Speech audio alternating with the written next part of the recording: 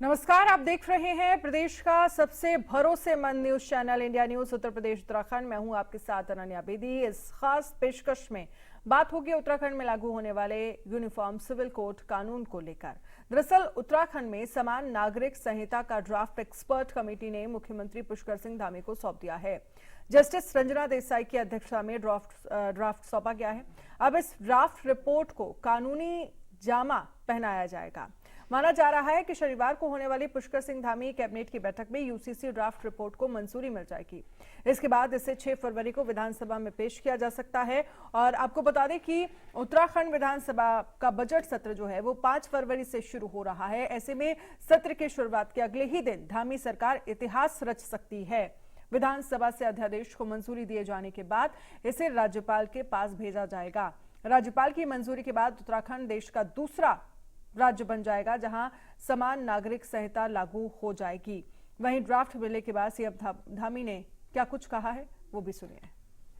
संकल्प रखा था हमारे प्रधानमंत्री आदरणीय नरेंद्र मोदी जी के मार्गदर्शन में और उन्हीं की प्रेरणा से हमारी पार्टी ने ये संकल्प पत्र उत्तराखंड की देवतुल्य जनता के सामने रखा था कि नई सरकार के गठन होते ही हम सबसे पहले कोई काम करेंगे तो वो समान नागरिक संहिता को लाने के लिए कमेटी बनाने का काम करेंगे। उस दिशा में हम आगे बढ़ेंगे और हमने कमेटी का गठन किया और जो हमने वायदा किया था उस वायदे को आगे बढ़ाया सरकार गठन के बाद। और 5 सदस्यीय कमेटी बनी सेवानिवृत्त जस्टिस रंजना प्रकाश देसाई जी की अध्यक्षता में, जिसमें सिक्किम के मुख्य न्यायाधीश प्रमोद कोहली जी, हमारे राज्य के मुख्य सचिव रहे श्री शत्रुघ्न सिंह जी, प्रोफेसर सुरेखा डंगवाल जी दून विश्वविद्यालय की कुलपति और श्री मनु गौड़ जी समाजसेवी, इन 5 लोगों की कमेटी ने इस ड्राफ्ट को बनाने का काम किया है। विभिन्न स्थानों पर गए हैं और ये कमेटी फॉर्म होने के बाद इस कमेटी ने 2 और उप समितियां बनाई। 2 उप समितियां बनाएगी जिसमें कि इसका प्रारूप तैयार करने के लिए और एक जनसंवाद कार्यक्रम करने के लिए।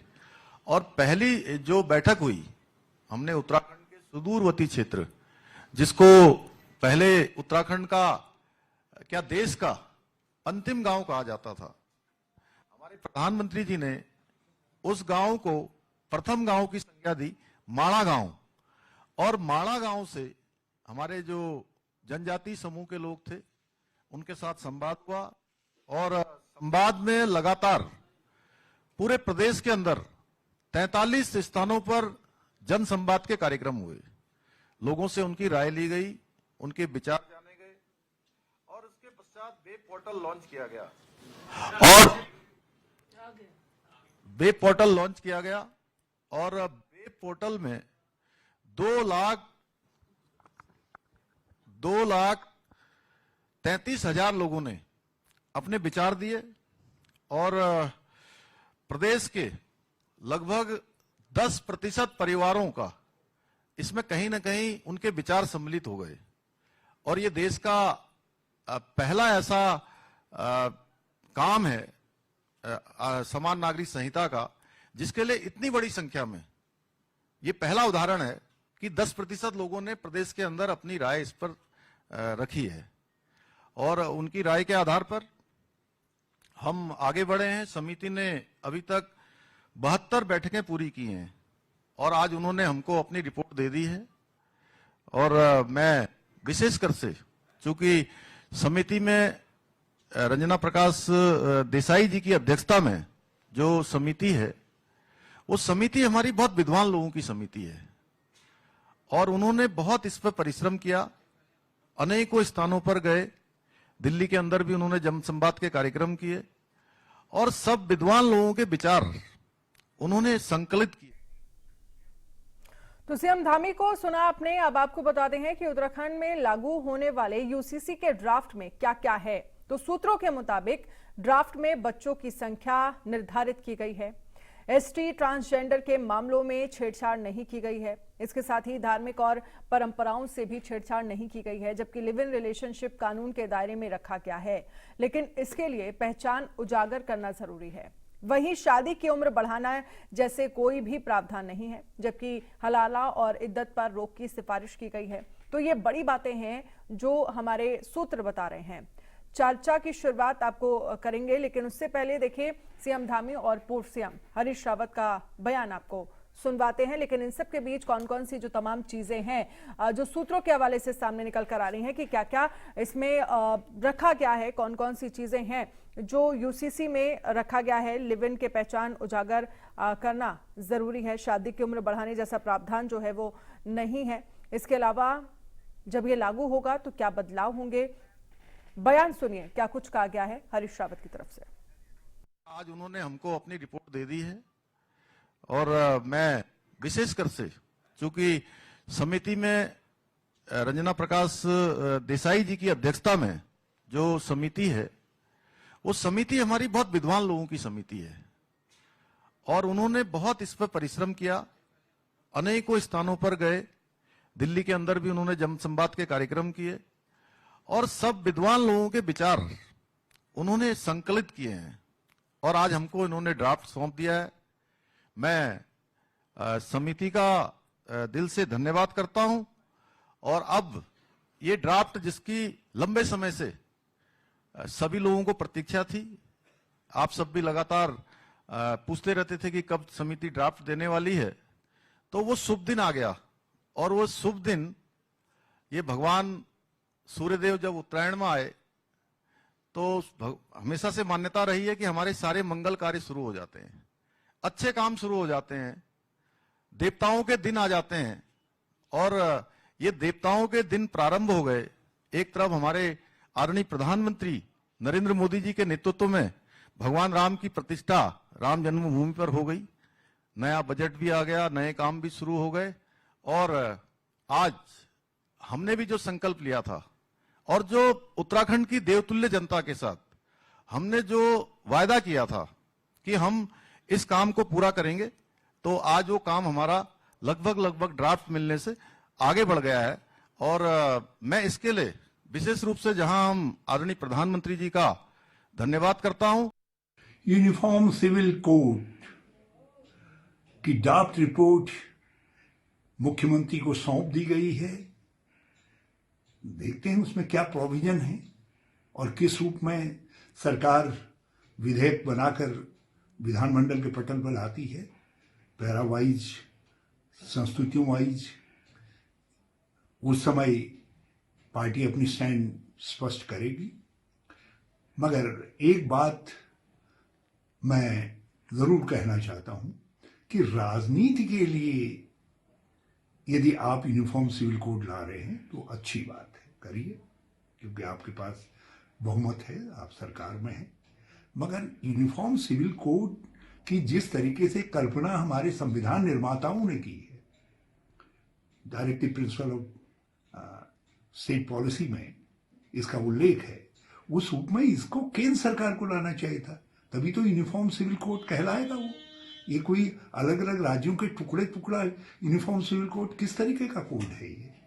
कोई मुझको ये समझा दे, सीधामी ही ये समझा दे कि इसमें कौन सा प्रोविजन ऐसा होगा जो प्रोविजन जो है उत्तराखंड की सीमा से बाहर लागू होगा। विशेष तौर पर लड़कियों आदि के मामले में जो लोग ब्याह करके यहाँ आएंगी, अपने मायके में एक कानून और यहाँ दूसरा कानून, यहाँ मतलब लड़की और दूसरे कई विषय में जो कई विसंगतियां पैदा होंगी। इसीलिए मैं प्रारंभ से कह रहा था यदि लाना। यूसीसी एक्सपर्ट कमेटी ने सीएम पुष्कर सिंह धामी को लेकर रिपोर्ट सौंप दी है, जिसे 6 फरवरी को विधानसभा सत्र के दौरान सदन के पटल पर रखा जाएगा। हालांकि रिपोर्ट में किन किन बिंदुओं को शामिल किया गया है इसे अभी गुप्त रखा गया है, लेकिन सुप्रीम कोर्ट में यूसीसी की लड़ाई लड़ने वाले वकील अश्वनी उपाध्याय से ब्यूरो चीफ प्रवीण कुमार ने यूसीसी के संभावित ड्राफ्ट को लेकर बातचीत की है। सुनिए।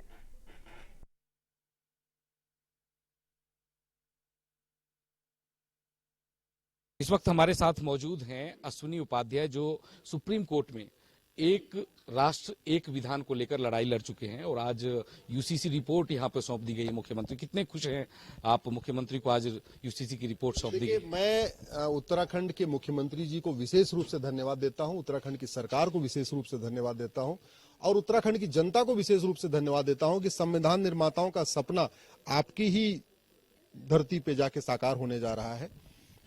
मैं इसलिए बहुत खुश हूं कि पिछले 10 साल से इसके लिए मैं कोर्ट में भी लड़ रहा हूं और कोर्ट के बाहर भी लड़ रहा हूं। पूरे देश में यूनिवर्सिटी कॉलेज में जाके इस पे मैं सेमिनार करता हूं, लोगों से संवाद भी करता हूं। लेकिन ये जो यूनिफॉर्म सिविल कोड है ना, या जो उत्तराखंड सिविल कोड बनने जा रहा है, ये कोई पॉलिटिकल विषय नहीं है। ये पूरी तरीके से ह्यूमन राइट का इश्यू है, सिविल राइट का इश्यू है, ये कॉन्स्टिट्यूशनल इश्यू है। पूरी लंबी चर्चा के बाद 23 नवंबर 1948 को संविधान सभा में ये पास हो गया। तो अब इसको केवल इंप्लीमेंट ही करना है, लागू करना है कि नहीं करना है, ये अगर चर्चा हम कर रहे हैं तो संविधान निर्माताओं का अपमान कर रहे हैं। दूसरी बात ये यूनिफॉर्म सिविल कोड जो है या उत्तराखंड सिविल कोड किसी के रिलीजियस मामले में कोई इंटरफेयर नहीं करेगा। मंदिर में पूजा वैसे ही होगी, मस्जिद में नमाज वैसे ही होगी, अजान वैसे ही होगी, चर्च में प्रेयर वैसे ही होगी। ये केवल कुरीतियों को खत्म कर देगा। भारत में कुरीतियों को खत्म करने के लिए कानून बने।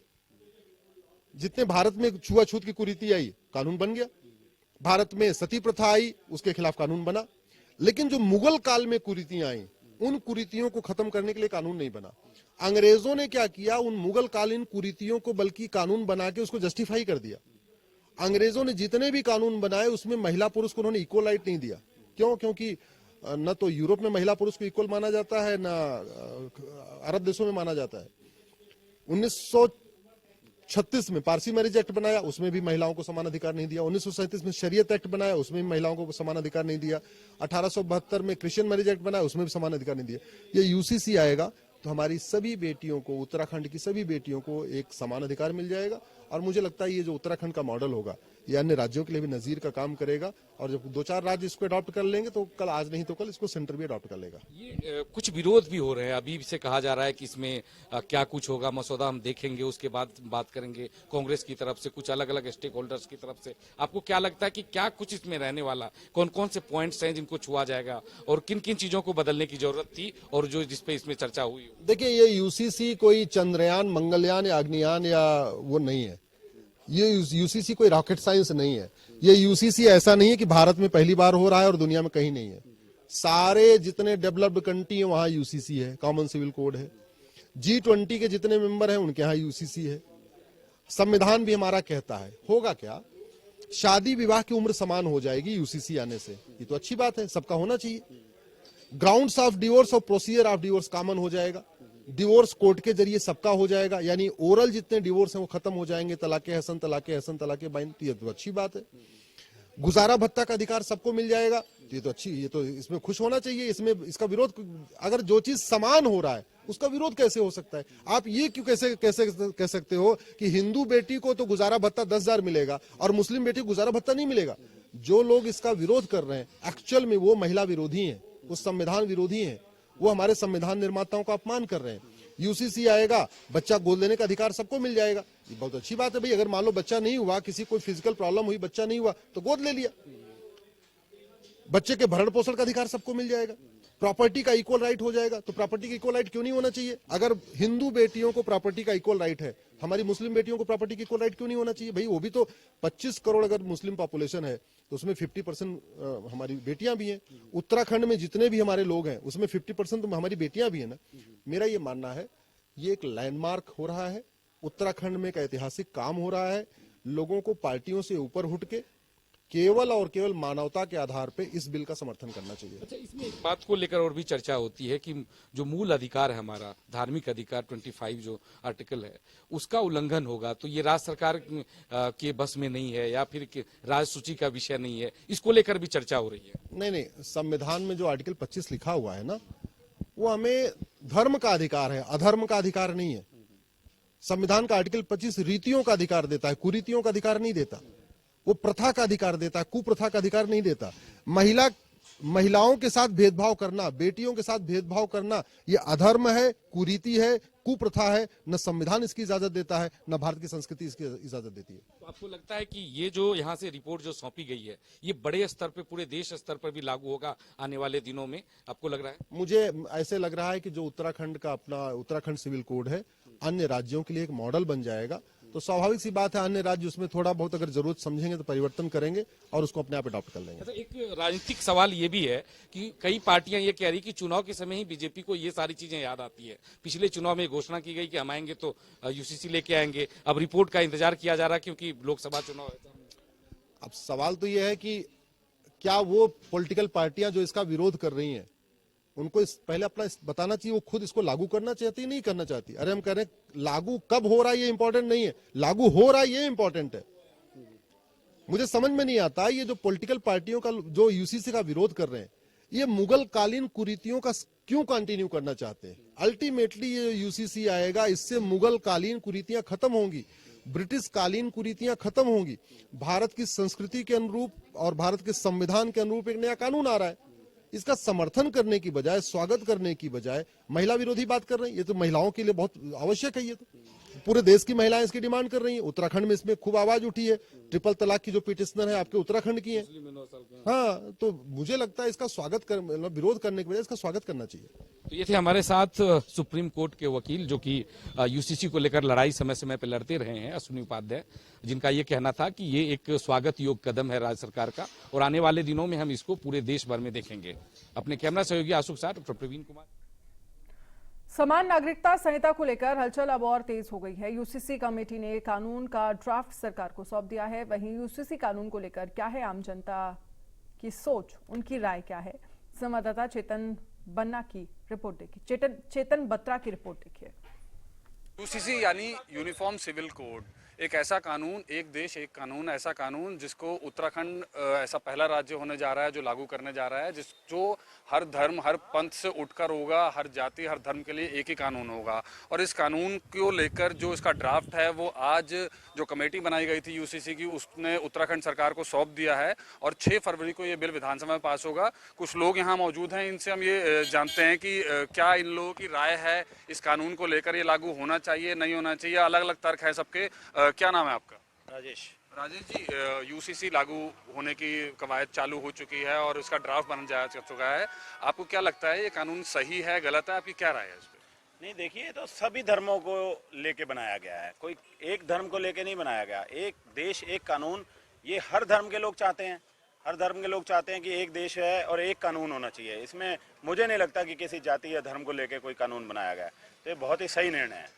बिल्कुल, लोग मानते हैं कि ये सही निर्णय है, लेकिन और लोगों की भी अलग अलग राय हो सकती है। भाई साहब, आपका नाम क्या है?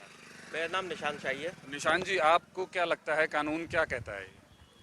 देखिए, हमारा देश ना बहुत बड़ा देश है और यहाँ पे हर प्रकार के यहाँ पे लोग रहते हैं, हर जाति के लोग हैं यहाँ पे, हर धर्म के लोग हैं यहाँ पे। ये एक माना ऐसा जाता है कि एक ये गुलदस्ता है, कौमी गुलदस्ता है। तो जो ये कौमी गुलदस्ता है, इनके सबके अलग अलग एक परंपरा चलती चली आ रही है और आप एक झटके में किसी की परंपरा को नहीं ख़त्म कर सकते हैं। आपको अगर ये कानून डालना था तो आप एक बार सोचते, समझते, देखते क्या है, उसके बाद आप ये कानून लेकर आते। और दूसरा, अभी तो ये ड्राफ्ट हुआ है, देखते हैं अभी इसमें क्या है, क्या इसमें प्लस है, क्या माइनस है, उसके बाद हम इसकी आगे डिटेल बता पाएंगे। देखिए, बिल्कुल ये एक दूसरी डिफरेंट ओपिनियन सामने आई है कि जिनका ये मानना है कि अलग अलग देश में अलग अलग परंपराएं हैं, अलग अलग जाति धर्म है, तो इनका ये मानना है कि ये कानून जो है अभी इसमें और स्टडी होनी चाहिए थी या ये इनके हिसाब से ये कानून लागू नहीं होना चाहिए। भाई साहब, आप भी इस चीज़ों को बहुत समय से देख रहे हैं, आपको क्या लगता है कि ये जो कानून आ रहा है ये कितना सार्थक साबित होगा, क्योंकि उत्तराखंड पहला ऐसा राज्य बनने जा रहा है? देखिए, अभी मैंने कानून को पटल पर रखा गया है, विस्तृत अभी मैंने देखा नहीं है, लेकिन एक बात तय है, यदि हम धर्म की बात करें या उन सब की बात करें तो सबसे ऊंचा है संविधान। संविधान के दायरे में हम सब एक हैं, हम भारत के सभी नागरिक एक बराबर हैं, ऐसा उसमें स्पष्ट रूप से इंगित है। दूसरी बात, अगर हम कहते हैं कि हमें हमारा धर्म जो है 2 शादियाँ या बहुविवाह की एक इजाज़त देता है, लेकिन वही धर्म जो है ये भी कहता है कि चोरी करने पर हाथ काट दिए हैं। अब हम कहें कि हम शादियाँ तो करेंगे 2, 3, 4, 5, 7 और चोरी पर हमें भारतीय संविधान मिले, ऐसा नहीं है। आपको एक चीज़ तय करनी पड़ेगी कि आपको धर्म के अनुसार चलना है कि संविधान के। और चूंकि संविधान सर्वोपरि है, इसलिए यूजीसी को मुझे लगता है कि संविधान के दायरे में रखकर बनाया गया होगा और इसको स्पष्ट रूप से इंगित करता है कि हम सब भारत के नागरिक एक हैं। तो विस्तृत रूप से, लेकिन इसमें स्पष्ट है कि आदिवासियों का, दलित समाज का, SC ST समुदाय के हितों का रक्षा होनी चाहिए, उनको वैसे ही संरक्षण मिलना चाहिए जो